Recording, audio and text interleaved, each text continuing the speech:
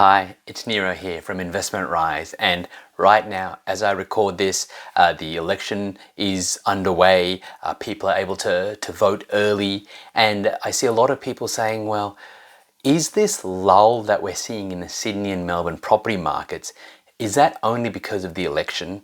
And then will prices boom after the election? Because after all, isn't that what happened after the last election in 2019? Now, I see so many people even sort of advising people on this and saying, look, oh, this is just temporary election uncertainty. Don't worry about it. Prices are going to keep booming after the election because, as I said, that's what happened last time. Okay. And so that's why I want to, in this episode, go through what actually happened last time and what caused property prices to boom after last 2019 election, okay, except for that brief period during COVID, and how things are different right now, because it will make a difference to then how you choose to invest, whether you choose to sit out the market or whether you choose to actually go ahead and look at buying something right now. So let's go back first of all to 2019.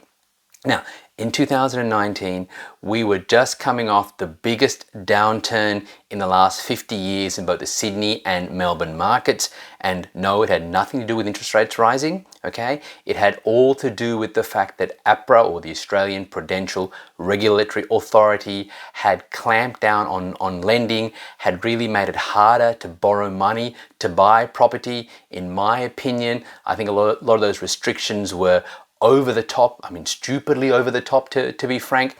And I think if things hadn't changed, it would have probably caused the Australian economy to go into a recession. But either way, the fact is that even while interest rates stayed the same and they were at record low levels for that time, the lending restrictions caused such a reduction in demand that property prices dropped, the biggest downturns being in the Sydney and Melbourne markets. Okay, so that's where we were at that time. Then we had the election, and at that time there was talk about whether interest rates were going to be dropped around about that time. In fact, they were dropped at the first RBA meeting immediately after the election, and in fact that was one of 3 rate drops in 2019. Okay, and then we also then started to see APRA slowly release some of those absurd restrictions it had in place. Okay, so it was a very different market. But the other big thing that caused a lot of uncertainty in 2019 was the Labor Party, the Federal Labor Party. They were expected to win, if you remember any of the polls leading up into the election. And one of their big promises was they were going to get rid of negative gearing. They were going to make some drastic changes to the capital gains discount. They were really going after investors. Okay, and a lot of people were concerned, but what happened? Well, I think we learned pretty quickly that the average Australian really likes the fact that negative gearing exists, and because of that and a few other reasons, the Labor Party lost in a bit of a surprise, but they also lost quite badly. And so as a result, we have now seen the Federal Labor Party come out and say they are not going to touch negative gearing whatsoever. So here we have an article from the Australian Financial Review which says, Labor axes changes to negative gearing capital gains tax. This is from July of 2021, and it says Federal Labor has ended a 6-year pursuit of policies aimed at curbing negative gearing and capital gains deductions for investors as it seeks to minimize avenues of attack ahead of the next election. So what does that tell you? It tells you that negative gearing is here to stay. No one is planning on playing with that, at least none of the 2 major parties are, okay? So it's a very, very different time right now, because in 2019 we had all that uncertainty, whereas here in 2022, no one's talking about interest rates being dropped. In fact, interest rates are being increased right now. We've just had our first rate rise, and I expect there's more to come soon after the election. We don't have those absurd APRA lending restrictions that we had three years ago, okay? And both parties are saying, look, negative gearing is here to stay, okay? So therefore, we're in a very different scenario. So we're not going to see that huge bump up in, say, Sydney and Melbourne prices like we saw after the last election. But what I do think we are going to see is a 2-tier market. And this is really, I think, important for you if you're trying to work out, well, is now the time to enter the market, buy an investment property, and if so, where should you buy? Because if you look at the Australian economy, we have a very, very strong local domestic economy. Okay, in fact, the Australian economy is, I would say, among the strongest in the world right now. The RBA governor, in fact, announced that his confidence in the future economy is so strong that the RBA forecasts an unemployment rate of just 3.5%, which is the lowest in 50 years. And Australia needs an influx of migration. But here's the other thing. The Australian economy is also the most decentralized that it's been in probably most of our lifetimes. Now, what do I mean by that? Well, in the past, if you wanted jobs and work, the places that offered the jobs were Sydney and Melbourne. Okay, it's been that way for decades in Australia.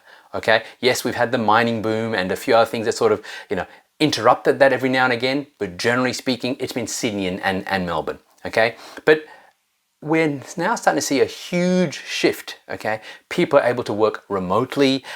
There is more infrastructure happening. In fact, infrastructure spend in Australia at the moment is at record highs, creating jobs right across the country.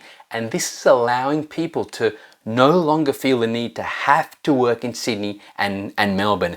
And I expect this is only going to continue going forwards because as migration increases with where prices are in Sydney and Melbourne, and the fact that there are now jobs available outside of our two biggest cities, you're going to see people start to move out, okay? That's going to sort of keep demand levels at relatively low for Sydney and Melbourne, at least in the short to medium term, but it's going to ramp up demand in our smaller capital cities and also many of our regional centres.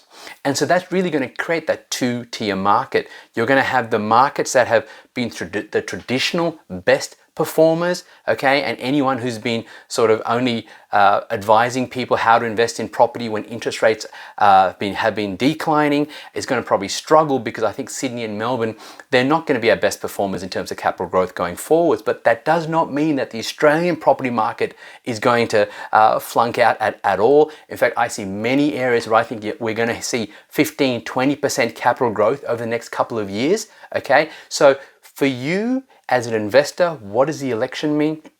It means that really what's been happening for the last few months is going to continue, okay? I think Sydney and Melbourne will be what I would call the basket cases for capital growth on a nationwide basis for the next little while, but there are going to be some great opportunities for you to get strong cash flow, good capital growth at a much more affordable price in many other locations around Australia. But that does mean that you're going to have to start doing your research. You can't just buy in an area that you think you know because you know the lifestyle amenities, like where the shops are, the schools are, etc. That isn't enough for you to get capital growth. You're going to have to really look at the data points. You're going to have to look at factors like supply and demand, vacancy rate, infrastructure investment, population movement, a lot of the factors that we look at for our clients.